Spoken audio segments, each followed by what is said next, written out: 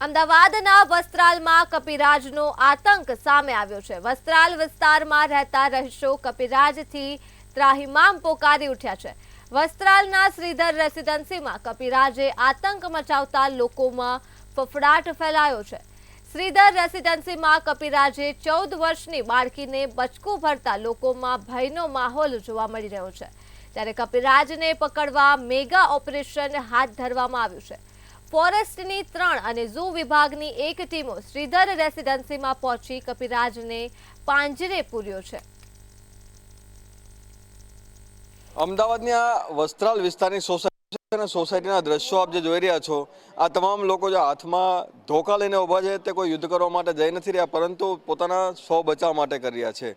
અને તેઓની ઉપર જે હુમલા થઈ રહ્યા છે, કોઈ આતંકી હુમલા નહીં પરંતુ કપિરાજના હુમલા થઈ રહ્યા છે, અને જેના લીધે નાના બાળકો અને મહિલાઓ જે છે અત્યારે ઘણી સમસ્યાનો સામનો કરવો પડ્યો છે। અચ્છા, ધોકા કેમ રાખવા પડે? વાંદરનો બહુ ત્રાસ થઈ ગયો અને બધાને કરડ્યા છે અને બહુ બીક લાગે અમને તો। બહાર નીકળવાનું પણ મન નથી થતું। છોકરાને સ્કૂલે મૂકવા જવા હોય તો બીક લાગે છે, એટલે અમારે ધોકા લઈને બહાર ફરવું પડે। 15-20 દિવસથી ત્રાસ છે ભયંકર, એટલે આના માટે કંઈક વ્યવસ્થા કરો તાત્કાલિક। અચ્છા, શું થાય છે? કોને કોને વધારે બટકા ભરે છે? નાના બાળકોને ભીડમાં લઈ લે હે, મોટાને તો હજુ નહીં લીધા। નાના બાળકો 2-3 તો ઝપટમાં લઈ લીધા। લગભગ 18નો આંકડો આવ્યો હોય, 18 સંખ્યા થઈ છે। અહીંથી તો યુનાઇટેડ સ્કૂલ સુધી 4-5 સોસાયટી જે લાગતના જે લિંગ રોડ વટીના જે રોડ છે ત્યાંથી જેટલી સોસાયટી છે અને કપિરાજે કવર કરી લીધું હોય। અચ્છા, તો ઘરની બહાર કેવી રીતે નીકળો છો? લાકડીઓ લઈને, લાકડી સિવાય અમારે ક્યાંય જવાતું નથી। દૂધ લેવા જાવી તોય લાકડી જોઈએ, છોકરાઓને મૂકવા જાવી તોય લાકડી જોઈએ। ગમે ત્યાં જે લાકડી વિના અમારે નીકળાતું નથી, અને પાછળથી જ આવીને હુમલો કરે છે અને પગ જ સીધા પકડે છે બધાના। ઘણાને હુમલો કર્યો છે ને હવે તો અમે કંટાળી જઈએ। 15-20 દિવસથી આમનીમથી લાકડા લઈ તો ઘરની કોઈ વસ્તુ લેવા જવી કે બીજું કોઈ વસ્તુ ઘરમાં હોય જ બનાવવાનું, કોઈ એટલે કોઈ છોકરા અત્યારે હું આ લાકડી લઈને ઉતરી નકર ઉતરવા જ નથી દેતા।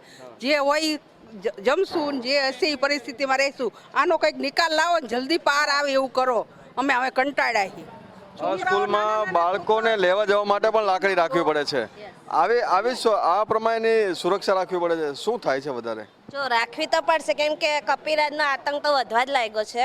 બાકી અમારે તો અમારા છોકરાની સેફટી રાખવી જ પડશે, કેમ કે 2-3 મહિના સુધી ભણતર તો આપણે બગાડાય નહીં, એટલે છોકરાની સેફટી અમે માઓ જ રાખીએ ને આજુબાજુવાળા બધા રાખીએ છીએ। સ્કૂલ તો બંધ રખાય એવું નથી, પણ અમારા સેફટી માટે કરું છું। તમે એમસીવાળા કંઈક આતંકનો થોડું નાશ કરો, બીજો તો કંઈક કેવું નથી અમારે।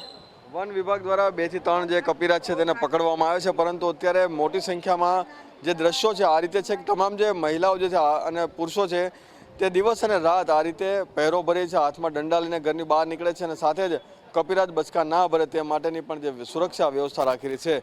વન વિભાગ દ્વારા 1 થી 2 વાનરોને પકડવામાં આવે છે, પરંતુ જે 3 થી 4 જે આતંકી વાનરો છે તેને હજુ પકડવાના બાકી છે, તેને લઈને તમામ લોકો ભયના ઓથારા હેઠળ જીવી રહ્યા છે।